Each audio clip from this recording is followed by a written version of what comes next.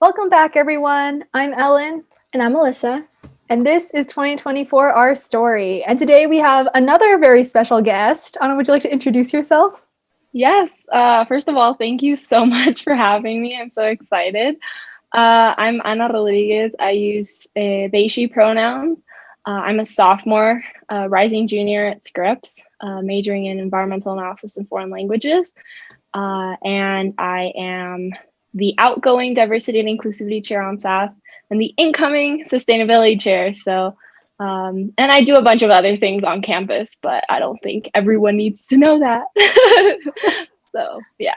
Yeah, and Anna is our first upperclassman who's been a guest on this podcast. So, yay, thank you for joining us. We're really excited to talk to you about the wonderful world of Scripps and all of the amazing things that are going on and your experience at Scripps as well.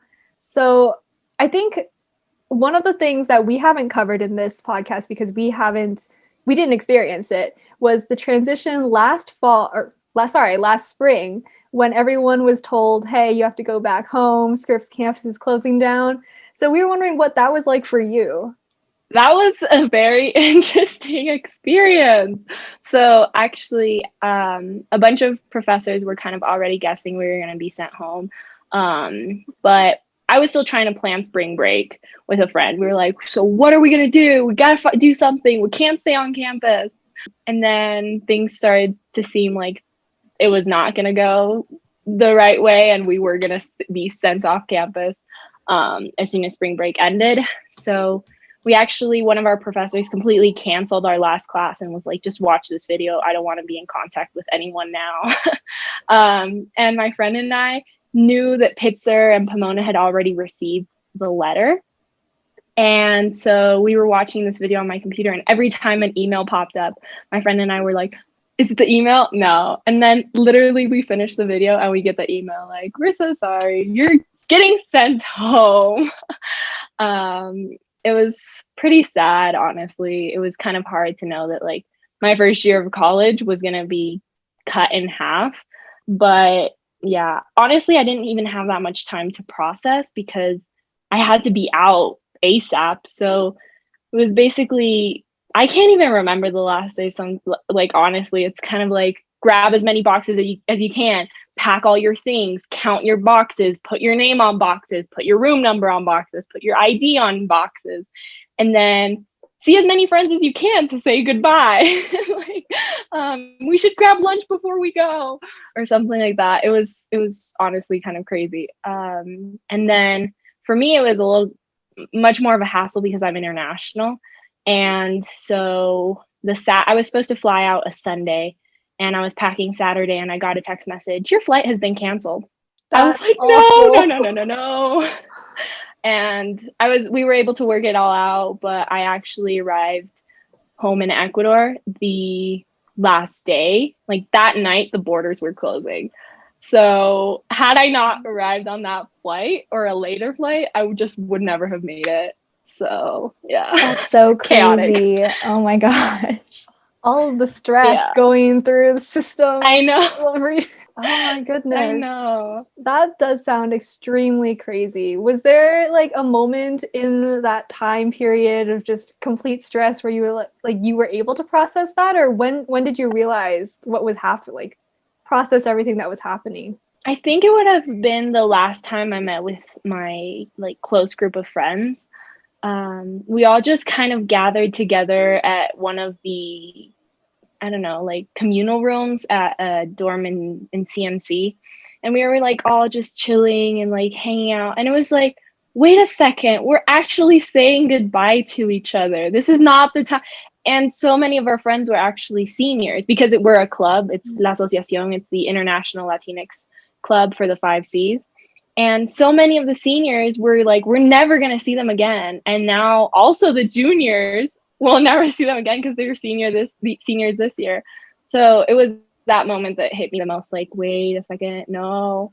I did get a free fridge though, because one of the seniors just didn't know what to do with it. So I was like, oh, I'll take it and make Scripps store it for me for when I get back on campus. So there's always a plus side to things. That's true. Gotta look on the positive side. That is amazing. Yeah. And then I mean, you were also kind of busy over the summer too, right? You were one of the admissions ambassadors for the class of 2024. And I was wondering if you could tell us just a little bit about how that planning went for you, all of the things that you did, all the events that you tried to put together, how that went. So basically it kind of appeared because like admitted students for your class wouldn't have had admitted students day the way I had admitted students day. Like we actually got to go to campus and whatnot. And I think it was also kind of a realization that it's now becoming so much more of a virtual world. So why not host things over the summer? Because you all had the opportunity to actually engage with so many people from your class during the summer. I remember it was like Facebook group. If you want to talk, you'll talk. If you don't want to talk, there's really not much else going on. And I really, really enjoyed being a Scripps this summer ambassador because I just got to meet all of you and it was really fun. I'm one of those people who loves just meeting new people, and that's probably why I'm so involved on campus, just because new meetings, new committees, new people, new faces. But it was really fun. We hosted a bunch of events, and Ellen participated in a bunch of events. Yes, I tried to we get had myself crazy in there. hat party. We did have a bunch of events with Quincy, who was the other ambassador. We had crazy hat event. We had, what else did we have? We had so many events. It was a lot of planning because it was just two of us, and Brenda Ice, who's in charge of Res Life, was kind of just overseeing everything, but basically we were in charge. She was like, okay, you have to host 2 to 3 events every week. Figure it out. But it was really fun. I mean, I do think that it was good for myself to learn how to be more organized and just get things done and be responsible, because it was the summer. It's not like job or anything. So, but it was also just really fun to continue being part of the Scripps community throughout the summer, because being online, it would have been just like stop. And then I wouldn't have had contact with anyone until classes started back up again. But yeah. Yeah, you've been so involved with so many different things. It's really impressive to me, but also, I don't know, it's crazy to think that when you left campus, you were a freshman and now you're going to be a rising junior. That's crazy. I mean, trying to think about it for myself is another story, but for you, that must be such a big kind of transition. How have you kind of felt with having to kind of experience your sophomore year online, and like it's kind of this big leap from like being on campus as a freshman to like being on campus as a junior? Yeah, that is a great question. I think honestly, it's definitely been hard to think about the fact that I went in. I mean, I didn't even finish really getting to know everyone at Scripps or getting to know everything on campus or doing all the activities that Scripps and the 5Cs provide. And I'm going to be going in as a junior, and juniors are usually expected to know everything. Like we should have things down, and so the fact that I'm going to get back and have the knowledge of on-campus life of a first year in their second semester is kind of crazy to me. Like it just doesn't really make sense. I do think that for me, it might be a little easier to grasp the concept of being a rising junior when we go back to campus, because I've been so involved in like so many community events. So I have really felt like this is something you do when you're a sophomore. This is something you do your first semester of sophomore year. This is something you do your spring semester of first year. And for example, we're declaring our majors already. Sophomores declare their majors. And when I left campus, I was like, that's so far away. Don't have to worry about it. And now this whole time I've been stressing. I'm like, am I gonna get everything done? Should I do honors? Should I not do honors? Dual or double? What's the difference? Should I choose? And so it's all these chaotic things. And there's also, I've realized, for example, I'm applying to study abroad in the spring. And I realized how much in-person things help so much for your understanding, because I'm trying to fill out all these documents to study abroad. And the only contact I have with SAGE, which is the Office of Study Abroad, is email or every once in a while Zoom. And if I have a quick question, I can't just go to the office and be like, hey, Neva, I don't understand this. Can you help me out? And it's stressing me out. But honestly, I think I'll be fine. I have senior year to look forward to. I hope senior year is a completely normal, no chaos year for me. But yeah. We hope so too. I mean, you've done so much, and even just me trying to think of like filling out those kinds of forms like seems really intimidating, you know? So I mean, you have had so many experiences already, you know, being so involved in everything. Do you have any kind of like advice or anything that you would kind of give to either class of 2024 or even like the incoming class of 2025, just based off your experiences like in person and online?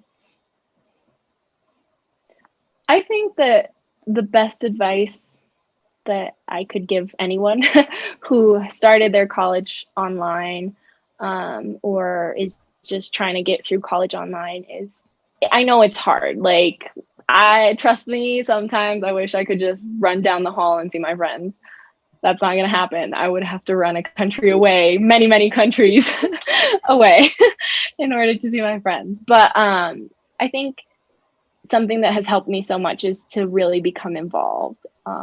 Yes, being on SAS online isn't easy, and trying to get things done isn't easy online, but it's been such a great experience to meet people and just know, okay, I have this meeting, I might meet new people. Have a full schedule. A lot of people say take a break from screen, take care of yourself, and I completely agree with that. But also keep yourself busy. I think that keeping myself busy has also allowed me to keep my mind off of the pandemic. So I think it's simply enjoy the little things, enjoy the good classes, enjoy the friends you make. And also don't be afraid to reach out to people online. Make friends virtually, DM someone via Zoom, like, I loved your comment, and then something could start. I mean, I've made a couple friends like that in classes. It's not easy, but I do think I've made more friends like from my classes via Zoom than in person, because usually you just go in, you have the class and leave. Here it's kind of like side comments, haha, what did she say? You know, like, I don't know. Or like, I need help with the homework. Can you help me? But yeah, I definitely think that just be involved, really appreciate it. I mean, it's a new reality. I know it's not the best reality, but kind of enjoy it, because there are some good things about it. So wise. You are so wise. I'm an old soul. No, just kidding. Really beautiful. No, yeah. Okay. I know that we're talking about like online learning, but when you get back on campus and pretend like everything's gonna be normal when you get back on campus, there's not gonna be no restrictions, what would be the first thing you would do? First thing I do, I would probably just be in my room, and all of my friends would appear in my dorm to sleep on my rug, because I got a rug for my dorm, and it seems like all my friends really love that rug, specifically to sleep on. So I probably would just stay in my dorm and wait for all of them to come in, and we'd have a great sleepover, slumber party or something.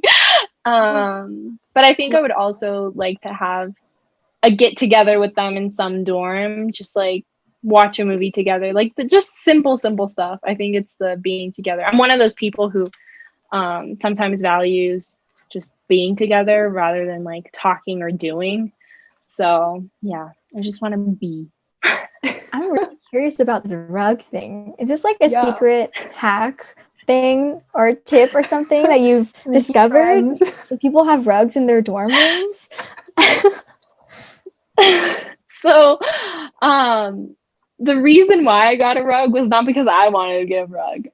When my dad dropped me off at college, but my mom came before I started classes just to help me settle in a little bit more and whatnot. And there were some stains on the rug, like on the floor of the room. And she was like, "This is disgusting. You cannot have these stains." And so she drove me and a couple of friends to Target and bought me a rug and was like, this looks so much better. There we go, and whatnot. But it has been a great way to invite friends over to your dorm. It's like, do you want to come? And we'll just be laying on my rug. It's kind of fluffy, but I don't think it's anything out of this world. Why my friends love it is, yeah, I don't know. I think it's because it's your rug. That just makes it super special. Exactly. It's Anna's rug. Of course you're gonna want to sleep on my rug. But I think honestly, it's something that I always think about when I think of that rug is everybody thinks of it as Anna's rug and therefore Anna's dorm. So if there were any advice behind the rug, it would be make your dorm memorable. My memorable piece is the rug. I love that. Now I want to get a rug. We'll see. I know. Yeah, Alyssa, you gotta like get a big piece that just will make us. We should go shopping for a rug. Yeah, that's a good point. We should be our first bonding experience of college, and then we can think of Anna while we do it, and then we'll show you Anna. Yeah, you'll get like you'll invite me. Exactly. Yeah. There you go. Oh, the plan. And then I'll have someone else's rug to sleep on. I won't have to sleep on my own rug. I'll go to someone else's rug to sleep on. There you go. It'll be a new tradition. Exactly. You pass it down to someone else, tell someone else about the rug, they get a rug, and then they invite you. Have we just come up with the legend of the this is genius. The legend of the rug. This is amazing. I'm gonna write something on the back of my rug and be like, who deserves this rug when I graduate? And then give it to them, and then they will have to do the same thing and be like, who deserves this rug? Oh my gosh, I love that. We are geniuses. Whoever's listening to this, yes, we are. Should be prepared. You should try and suck up to Anna so that she'll maybe give you her rug. Yeah, maybe it'll be like a challenge competition kind of thing where if you're worthy, you get it. If not, better luck next time. I love that. Oh my goodness. Wow. Oh yeah, Anna, do you have any advice for choosing res halls when housing things come out? Yes, I do. Maybe people are going to upperclassmen and students who have already been on campus are going to hate on me for saying this, but GJ Dub is the best. First of all, I'm sorry. Amazing. Kitchen on both floor, like the first and second floor. Great space. Walk-in closets. Sorry. Yeah, exactly. Who wouldn't want a walk-in closet? I mean, I know some other dorms also have walk-in, but not all of them do. In GJ Dub, you are secured. You'll get that walk-in closet. So just putting it out there. Clark is really nice. Clark is the first res hall, but it smells old. Sorry. It smells old? I love the honesty. It's okay. Yes. Have you ever gone into a place and you're like, it doesn't smell bad. It just smells like it's been here a while. Like a library? I feel like some libraries. Yeah, you could compare it to a library, I guess. But that's what I would say. I mean, it doesn't say, clean, fresh, here we are. But it doesn't smell dirty either. It just says, I've been here. I am well loved. I am old. Yes, I am well loved. There you go. Thank you, Alyssa. Yes. On kind of the topic of rooming, really quickly, mm-hmm. I'm kind of wondering your opinions on who you room with, choosing to room with a friend or because Ellen and I have talked about this and we have some I don't know, we have two sides that we pros and cons list. Yeah, I told someone else about that and they were like, oh, we should do that too, Alyssa. By the way, your idea is trending. So for my first semester, I did the roommate survey thing. So I just was placed with two other students, two other first years. And it wasn't bad. We all did, it was a good setup because we had different schedules. So we weren't all three of us in there at the same time, except if we were sleeping. We woke up at different times, but we all had kind of the same cleansiness, I guess. But it wasn't the best for me. I'm someone who likes listening to music out like really loud, or like dancing or being weird in my space. And I didn't feel like I could be myself in my space. So for my second semester, which ended up being short, but memorable, I got to room with my best friend, Lucy from London. And she's a whole nother chaotic energy person. So it was these two chaotic energies in the same room, which some people would say don't room with your friends because it's just going to be hard and you might no longer be friends. Yes, we had our things, and sometimes I'd be pissed at her and sometimes she would be pissed at me. But in the end, it just made our friendship way better. There was one class that we were taking together that was at 8:10 a.m. And once you get to college, you'll know you don't want to wake up that early. Yet we would wake up, and Lucy loves sleeping in. So I'd be like, Lucy, wake up. We're going to be late. And she would wake up, and like, so we also like made each other more responsible about going to that class. And also having that class together was like, did you do the homework? And we'd be in the room together doing homework together. I don't know. I think that was really good for me. And for you, who like for the two of you, and I guess for the whole class of 2024, who's going to be rising sophomores, I would go ahead and ask to be with someone you know. If you don't know enough people to say, oh, I know exactly who I want to room with, then do the roommate survey or just random, because I know so many people who made really great friends with their roommates. My experience was unique, but I don't have a bad relationship with my old roommates. It was just not the perfect setup. That's it. And it was also 3 people in a dorm that was supposed to be for 2 people. So that made it also a little crowded, but yeah. You're lucky. You won't have the triple dorm experience, which is like unique and important at Scripps. Like everyone has gone through the triples and it's like, never again. Yeah, I don't know. It's kind of weird that because we are rising sophomores, we're like technically sophomores. We went through our freshman year, but at the same time, we skipped like freshmen. I guess you could call them traditions, right? Like we didn't do orientation the same way. I don't know if we're gonna be probably not doing triples, but it's just kind of, I don't know, interesting. I don't know how to feel about it. Ellen, do you think we'll be considered kind of freshmen, or like in some ways, or not?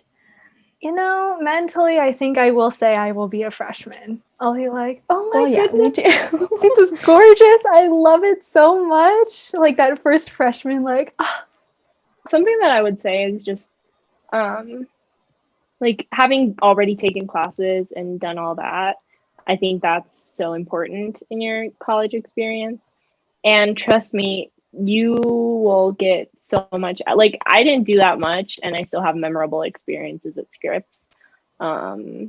Orientation is overrated. That's all I'm going to say. At least in my experience. It's a lot of like talks about etiquette and like on campus stuff and alcohol and drugs and and partying and what's college like.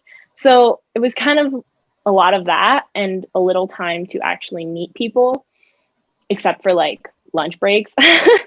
So honestly, I think orientation is overrated, but I do think that there's some other experiences. I think the best experiences at college are the ones that you make. Yes, you might have missed out on a couple of Scripps traditions, but it doesn't mean that you won't have other Scripps traditions for your junior and senior year.